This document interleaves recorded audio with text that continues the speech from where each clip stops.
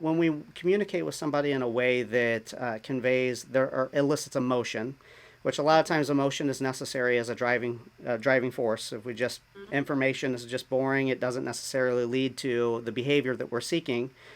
What's why? And this is another thing I noticed by stalking your profile, that you are also following Simon Sinek, and I thought this is also extremely relevant with why would we, if you know your audience and you have a similar why, why would it be important to start with that instead of just all the things that you do?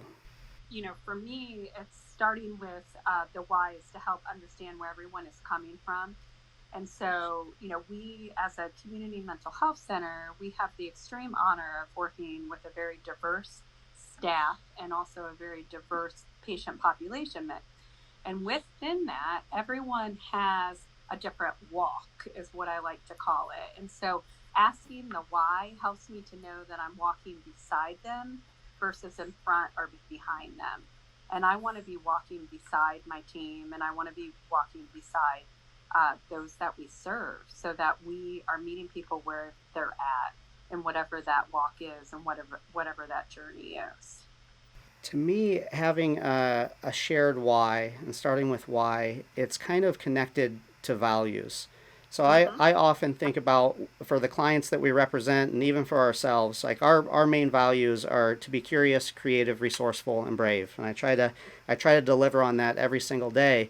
But when we're putting together the voice of our clients, I really do push to understand the values of the company, and not just the values that you throw out there. What are you willing to deliver on? Mm-hmm.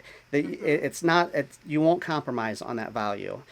And I think that when we can get down to that level, it that pairs well with that idea of why, and it has a very clear voice that you would you'd read something and you would say, that's Valley Oaks. Like, I know that's something that they would do because that's completely in alignment with what they always do. That's how they operate.